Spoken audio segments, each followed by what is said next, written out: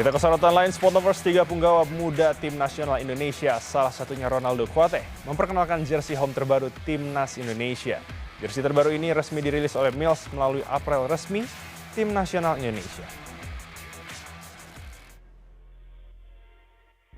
Ronaldo Kuate, Marcelino Ferdinand, dan Marcel Januar Putra berkolaborasi dalam video perkenalan jersey baru Timnas Indonesia yang dirilis secara resmi oleh Mills selaku aparel resmi Timnas Indonesia. Jersey yang mengambil perpaduan nuansa masa lalu dan masa depan ini masih didominasi warna merah dengan kerah putih sekaligus garis putih di lengan.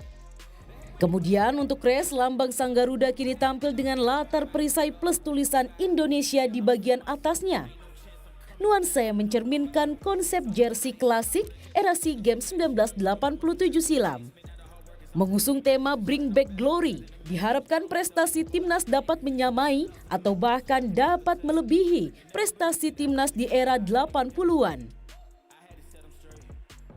Bring Back Glory terinspirasi dari aparel SEA Games 1987. Di saat itu Indonesia mendapatkan medali emas.